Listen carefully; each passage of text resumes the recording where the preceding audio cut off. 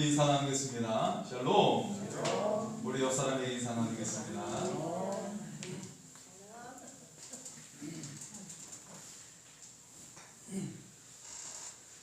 예, 여러분의 얼굴에 아름다운 꽃이 핀 줄 믿습니다. 네, 하나님의 그 사랑의 꽃이 여러분 안에 가득 핀 줄 믿습니다. 네, 경산도 아빠와 아들이 오랜만에 레스토랑에 갔다고 합니다. 웨이터가 와서 무엇을 주문하시겠습니까? 물었어요. 그래서 아빠가 말했습니다. 스테이크 둘 주이소. 네, 했어요. 웨이터가 이어서 물었어요. 고기를 어떻게 해드릴까요? 아빠는 잠시 망설였어요. 그리고 다음과 같이 말했어요. 마, 최선을 다해 주이소. 그랬다고 합니다. 네, 고기를 어느 정도 익혀 드릴 것인지 물은 것인데 네, 최선을 다해달라고 대답을 했습니다. 아마도 셰프가 아마 최선을 다해서 고기를 구워 주었을 거라고 생각이 듭니다. 네, 예, 무엇이든 최선을 다하면 좋겠죠. 이 땅에 태어난 목적이 있습니다. 사명이 있죠. 그 목적을 아는 사람은 행복합니다. 목적을 아는 사람은 삶에 최선을 다하게 돼요. 그래서 하루 24시간 쓸 때도 다른 사람과 같지 않고요. 예, 100시간을 사용하듯이 그렇게 사용하는 사람들이 있습니다. 그 사람이 어떤 사람이에요? 사명을 아는 사람들이에요. 오늘날 청년들을 보면 희망이 없어 보이죠. 미래가 불안하기도 하고요. 제가 청년이었을 때는 IMF가 왔습니다. 당시 중소기업, 대기업 할 것 없이 파산의 위기에 있었어요.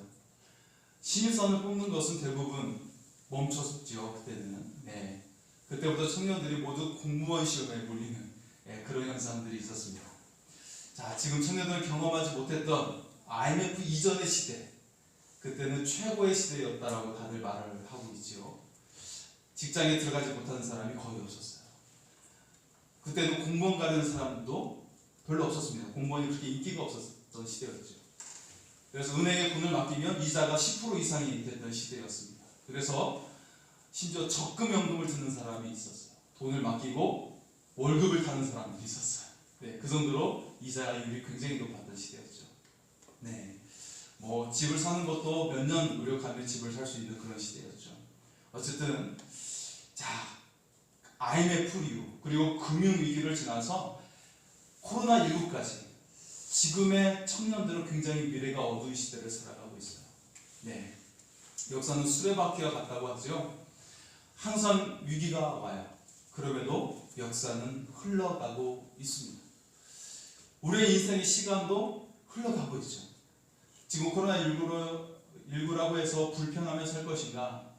아니면 이 속에서 하나님의 뜻을 구하고 하나님의 인도하심을 받을 것인가? 이것은 나의 선택에 달려 있습니다. 아담이 선악과를 선택할지 하나님을 선택할지 선택했던 것처럼 우리도 마찬가지로 코로나19 속에서 불평과 염려를 선택할 것인지 아니면 하나님의 인도를 선택할 것인지 내가 선택을 해야 합니다. 여러분의 소중한 인생이 하나님의 인도하심을 받는 그런 복된 삶이 될 수 있기를 축복합니다. 네, 오늘 하나님께 인도받은 위대한 인생이 있습니다. 바로 바울이죠. 바울은요, 복음의 사명을 감당했어요. 오늘 말씀에 바울이 마지막까지 감당할 사명이 나오고 있습니다. 그래서 오늘 말씀의 제목은 마지막까지 감당할 사명이에요. 여러분에게는 마지막까지 감당할 사명이 무엇입니까? 자, 바울은요, 이 한 사람을 통해서, 이 한 사람의 사명을 통해서 서양의 역사가 바뀌었어요. 서양의 역사가 곧 기독교의 역사이잖아요. 그죠? 이 서양의 역사가 세계 역사를 바꿔놨어요. 왜냐하면 서양의 역사가 대부분 동양에 영향을 미치고 말았죠. 복음이 삶을 아름답게 만들었습니다. 네, 오늘 여러분에게도 마지막까지 감당할 사명이 있기를 소원합니다. 인생이 아름답게 변할 줄 믿습니다. 사명을 통해 아름다운 인생이 되시기를 소원합니다. 또한 여러분의 가정도 아름답게 될 수 있기를 소원합니다. 자, 바울은 자신이 가야 할 땅끝에 대해서 말을 하고 있어요. 그곳은 바로 서바나, 지금의 스페인입니다. 오늘 본문 속에 23절과 28절에 각각 언급하고 있는데요. 바울의 땅끝, 그곳은 스페인입니다. 그런데 이 스페인에 가기 전에 내가 먼저 갈 곳이 있다고 말을 하고 있죠. 그것은 바로 로마 교회입니다. 바울은 스페인에 가기 전에 로마 교회에 가겠다고 말을 하고 있어요. 로마 교회가 중요한 이유는 거기가 세상의 중심이었기 때문이죠. 세상을 다스리는 황제가 그곳에 있기 때문이죠. 자, 그러나 그 전에 바울이 할 일이 있었어요. 그것은 예루살렘에 구제헌금을 전달하러 가야 했습니다. 자, 25절과 26절에 이렇게 나와 있죠. 그러나 이제는 내가 성도를 섬기는 일로 예루살렘에 가노니 이는 마게도냐와 아가야 사람들이 예루살렘 성도 중 가난한 자들을 위하여 기쁘게 얼마를 연보하였습니다. 자, 마게도냐와 아가야는 바울이 세운 여러 교회가 있습니다. 빌립보, 데살로니가, 베레와 고린도 교회가 있는 지역이 바로 마게도냐와 아가야 지역이에요. 자, 이들 교회의 특징은요, 도시 교회입니다. 상업이 발달되어서 물질이 넉넉했어요. 그래서 그 당시 무역의 중심지가 바로 고린도였죠. 그렇기 때문에 이 일대가 굉장히 상업이 발달되어 있습니다. 반면에 예루살렘 교회는요, 상대적으로 농촌 교회의 성격을 가지고 있어요. 이스라엘의 수도이지만 이 지역 자체가 농촌의 그런 영향을 가지고 있는 지역입니다. 살림이 넉넉하지 못해요. 흉년이 들면 더욱 빈곤해지는 지역이었어요. 이런 상황에서 바울은요, 마게도냐와 아가야에서 구제헌금을 가지고 예루살렘에 가려고 합니다. 그런데 이것이 큰 문제가 되죠. 사도행전에 나온 것처럼요, 사람들은 바울이 예루살렘에 가지 않기를 원하고 있어요. 어떤 선지자는 바울이 예루살렘에 가면 결박당할 것이라고 예언을 하고 있어요. 실제로 예루살렘의 극단적인 유대인들이 바울을 죽이려고 준비하고 있었어요. 바울의 목적은 무엇이었습니까? 바울의 목적은 로마와 스페인에 가는 것이었어요. 하나님의 분명한 사역이라고 확신했습니다. 그런데 예루살렘은 바울의 목적이 아니었어요. 다만 하나님의 명령에 순종하기 위해 가는 곳일 뿐입니다. 자, 우리에게는 두 가지 선택이 있어요. 하나는 내가 선택하는 것, 내가 원하는 길이 있고요. 다른 하나는 하나님께서 원하시는 길이 있어요. 자, 이것이 신앙의 길과 세상의 길일 때는 문제가 되지 않죠. 뚜렷하기 때문에. 이때는 뭐 신앙의 길을 가는 것이 하나님의 뜻이겠죠. 그런데 문제는 신앙의 길을 갈 때입니다. 신앙의 길을 갈 때에도 이런 갈림길이 있어요. 내가 원하는 길이 있고 하나님께서 원하시는 길이 있다는 것입니다. 열심히 교회를 섬겼는데 그것이 나만 원하던 것일 때가 있어요. 정작 하나님께서는 모르신다고 하십니다.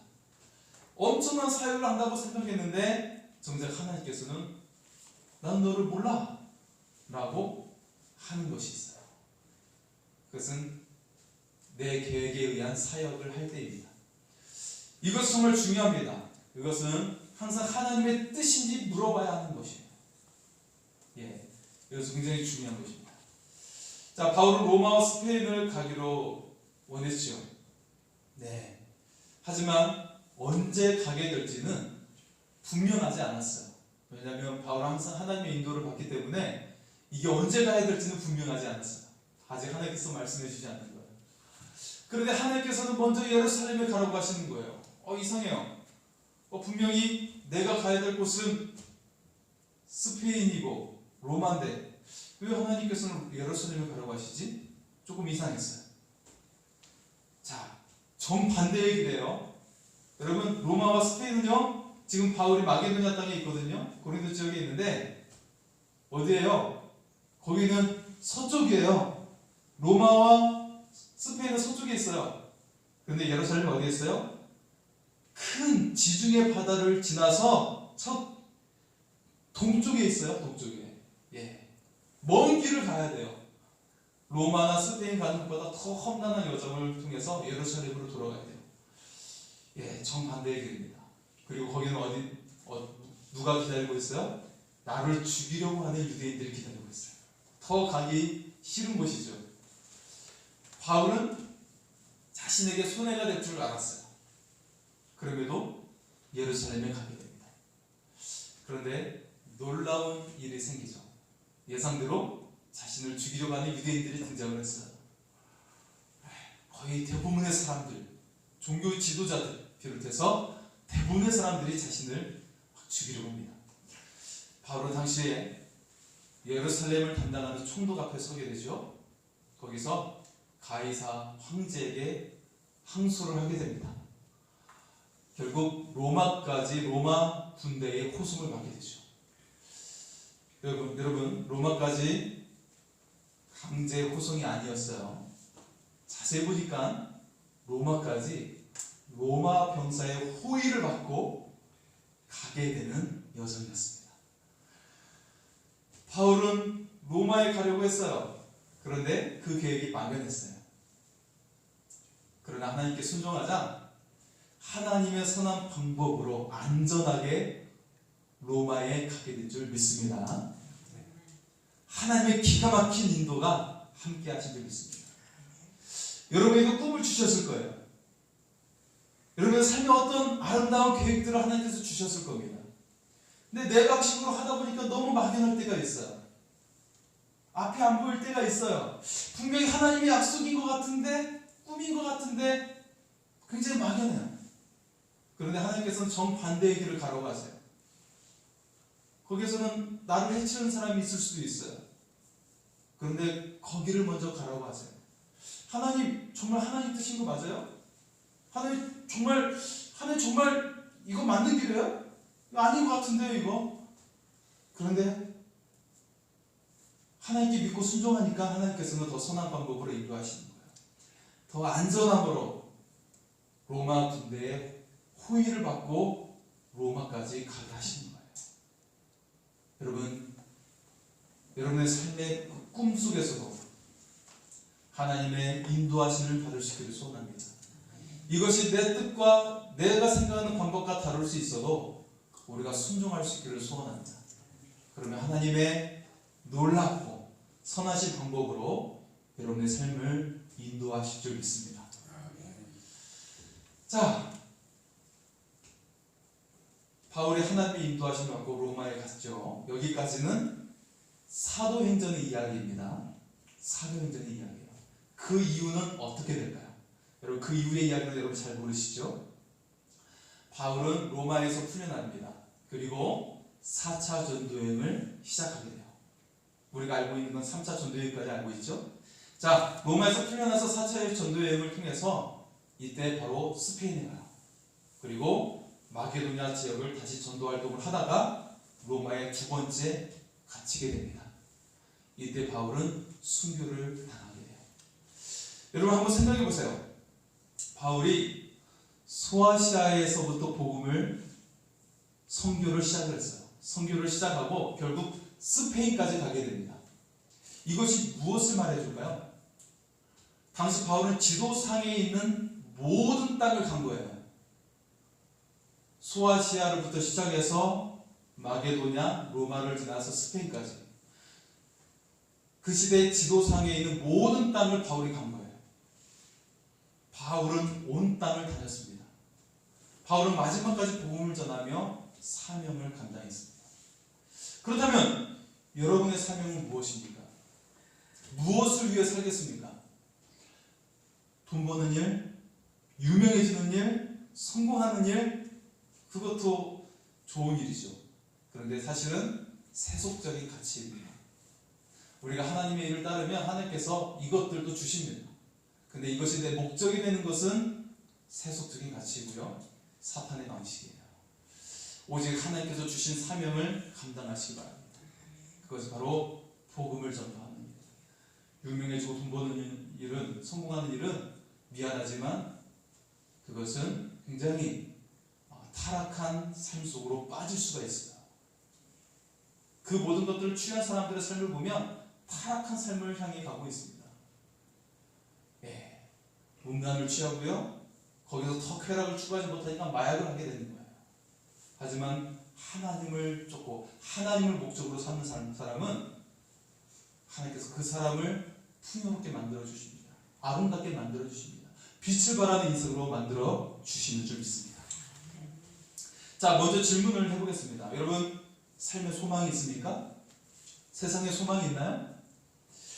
세상 방식으로 올 때 부유한 사람이 아니면 소망이 없겠죠? 그러면 이 세상에 10%만 행복해야 되고 나머지 90%의 사람들은 불행해야 돼요. 1등만 행복해야 되고 나머지 사람들은 불행해야 마땅하죠. 이게 세상의 방식이에요. 여러분, 월급날에 어떤 날입니까? 돈이 들어오는 날입니까? 아니면 돈이 빠져나가는 날입니까? 제가 아는 사람 중에 연봉 1억 받는 사람도 물어보니까요, 연봉 1억 받아도 돈이 빠져나가는 날이에요. 이 날이 돈이 빠져나가는 날. 모든 게 다 할부로 잡혀 있어가지고 돈이 다 빠져나간대요. 네, 우리는 세상 방식이 아니라 다른 삶을 전해야 합니다. 바로 예수님을 전파해야 되는 이유입니다. 이 땅에는 소망이 없어요. 경쟁하고 서로 짓밟고 올라서려고 해요. 여러분, 개인만 돈을 대출받는 것으로 그렇게 삶을 살아가는 것이 아니라 국가도 국가 부채에 시달리고 있어요. 뭐 미국이라고 해서 부채가 없는 줄 아십니까? 모든 나라가 다 부채에 시달리고 있어요. 다 돈을 대출받아가지고 그렇게 나라들이 서고 있어요. 어떻게 보면 세상은 소망이 없어 보이죠. 우리의 소망은 예수 그리스도인 줄 믿습니다.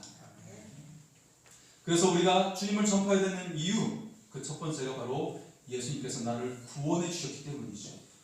죽음에서 생명으로 옮겨주셨고요, 심판에서 영생으로 옮겨주셨어요. 이것은 세상의 방식이 우리를 이길 수 없다라는 것입니다. 젊은이들은 심판에 관심이 없어요. 하나님께 관심이 없어요. 어떤 사람은 범죄에 저질러도 양심의 가책이 없어요. 왜냐하면 하나님이 없기 때문에 그래요. 그래서 우리는 더욱더 하나님이 계심을 알려야 돼요. 심판이 있다는 것을 알려야 돼요. 이 세상에 범죄가 많아지는 것은 하나님이 없다고 하기 때문에 그래요. 세상의 굴레에서 우리 주님은 우리를 구원해 주셨습니다. 계속해서 돈을 대출받고 빚에 시달리는 인생 속에서 우리는 여기에 갇혀있지 않다는 것을 우리 주님께서는 구원을 통해 우리에게 보여주시고 계십니다. 세상 방식에서 우리를 구원해 주셨어요. 죽음과 어둠의 권세에서 우리를 구원해 주심을 믿습니다. 두 번째 이유는 예수님이 날 위해 죽으셨기 때문이에요. 이게 무엇을 말해주는 것입니까? 우리의 가치를 예수님처럼 고귀하게 만들어 주신 줄 믿습니다. 예수님처럼 우리를 존귀하게 만들어 주셨어요. 하늘에서도 우리는 칭찬을 받고 영광을 얻는 존재인 줄 믿습니다. 그렇기 때문에 절대 세상 속에서 낙심하지 않아요. 실패를 해도 거기서 쓰러지지 않아요. 다시 일어서게 돼요. 결국 최후 승리를 얻게 되는 것입니다. 우리는 이 가치를 청년들에게 알려줘야 돼요. 우리 자녀들에게 알려줘야 됩니다. 이 실패 속에서, 암담한 현실 속에서 이게 다가 아니라는 것을 알려줘야 됩니다. 네가 얼마나 고귀하고 존귀한 존재인지를, 그리고 하나님께서 그 모든 것으로 너희에게 주시는지를 우리가 깨닫게 해줄 수 있기를 소원합니다. 세 번째 이유는 그들이 하나님의 자녀가 되었기 때문이에요. 하나님 나라의 백성이 됐어요. 누구도 여러분들 건드릴 수 없어요. 사탄도 손댈 수 없어요. 다만 사탄은 끊임없이 이간질을 할 겁니다. 사탄이 시기하기 때문에 이간질하는 거야. 네가 지금 구원받았다고? 아니야, 그렇지 않아. 너는 지옥의 불덩이에 쑤셔 넣어야 돼. 계속해서 거짓말을 하는 거예요. 하나님 널 사랑하지 않아. 오늘도 말씀을 읽지 않았잖아. 하나님 별로 생각하지 않았잖아. 세상을 더 좋아했잖아. 세상 친구들 만났잖아. 술을 즐겼잖아.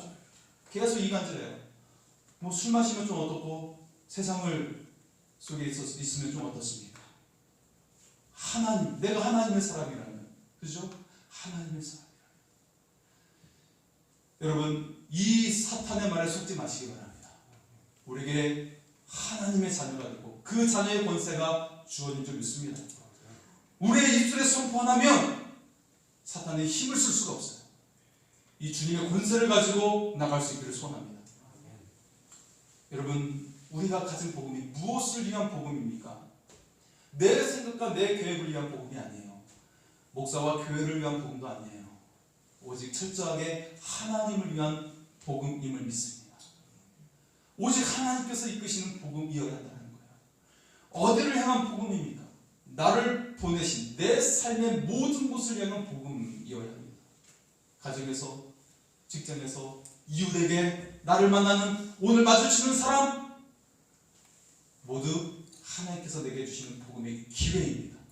이것을 놓치면 안 됩니다. 또 우리는 가는 선교와 보내는 선교를 함께 해야 되는 존재예요. 그것이 바로 해외 선교입니다. 여러분 정말 구원받았습니까? 그러면 하나님의 마음을 품게 되어 있어요. 하나님이 관심 갖는 곳에 우리는 관심을 갖게 돼요. 우리 교회가 섬기는 페루, 오만, 타지키스탄, 그것을 위해 우리는 매일 기도할 수 있기를 소원합니다.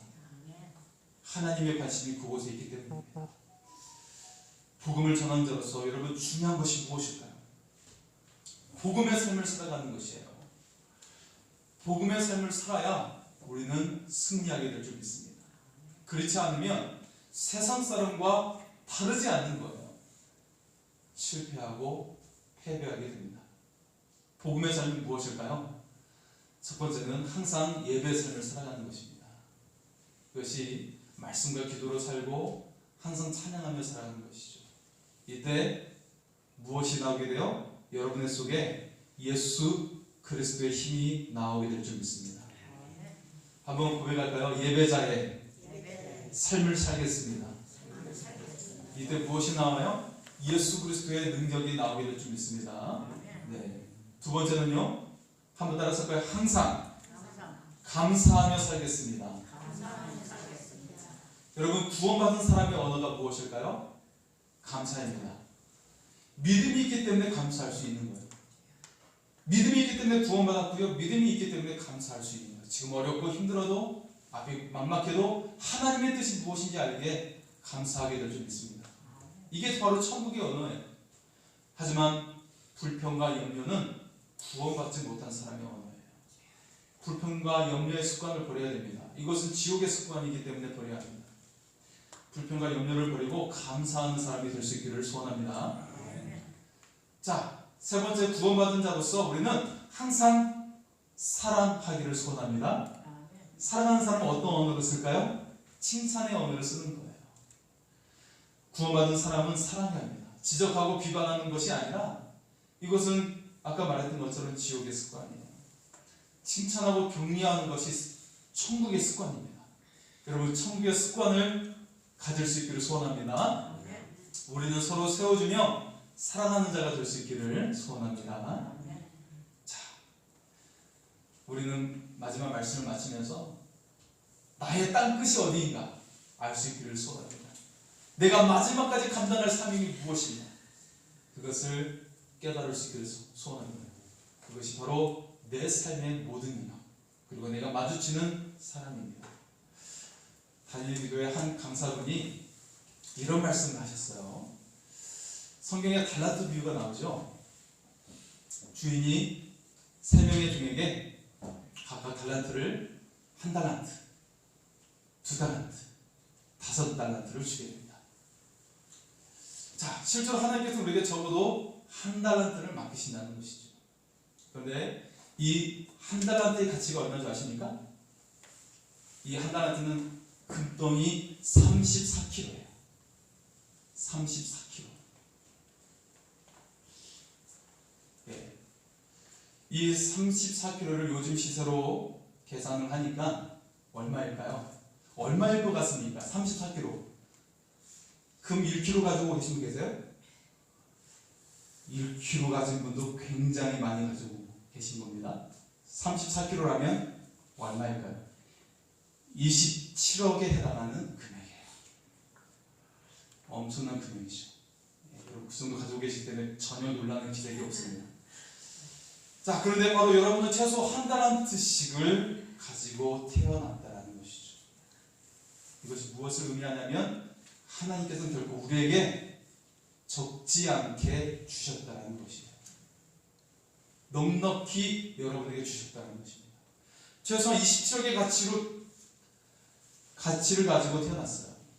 하나님은 우리의 가치를 엄청나게 하셨습니다. 뿐만 아니라 천국의 사람은요, 그 가운데 30배, 60배, 100배의 열매를 맺는다고 하십니다. 10배는 270억이에요. 100배의 열매를 맺게도 하십니다. 100배가 된다면 2700억의 가치예요. 자, 성경이 말하는 것은 정확한 숫자를 말하려고 하는 것이 아니에요. 이처럼 엄청난 가치의 열매를 맺게 될 것이라고 말씀하고 있는 거예요. 어떤 사람이요? 복음의 삶을 사는 사람에게.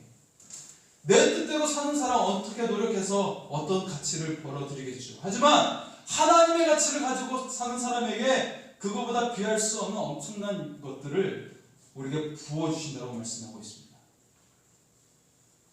여러분, 바울 한 사람으로 엄청난 열매를 맺게 하셨어요. 서양의 역사를 바꾸셨고 세계 역사를 바꿔 놓으셨어요. 여러분은 사명자입니다. 그 사명을 따라 인생이 바뀔 줄 믿습니다. 나에게 상관이 없어요. 하나님은 여러분의 믿음의 그 가치를 따라서 놀랍게 영광을 얻게 하실 줄 믿습니다. 여러분, 이 사명을 따라 살 때 인생이 바뀌고요, 가정도 바뀝니다. 세상도 바뀌게 할 줄 믿습니다. 무엇을 통해 가능합니까? 내 속에 계신 복음 대신 예수 그리스도가 계실 때 가능합니다. 그 예수님은 무한하신 능력을 가지고 있어요. 기업도 한계가 있고 나라도 한계가 있고 부채에 시달리지만 우리 주님은 전혀 부채에 시달리지 않아요. 무한하신 능력을 가지고 계신 주님이신 줄 믿습니다. 그 예수님을 사용하시기 바랍니다. 그 예수님께 소리내어 기도하시기 바랍니다. 그런데 하늘 부활을 열어서 여러분에게 부어 주실 줄 믿습니다. 그 예수님이 역사하시도록 여러분 순종하시기 바랍니다. 수십억의 가치, 그리고 그것에 30배, 60배, 100배 열매를 맺는 엄청난 역사가 여러분의 삶 가운데 이루어 주실 줄 믿습니다. 이 시간 찬양하면서 나아가겠습니다.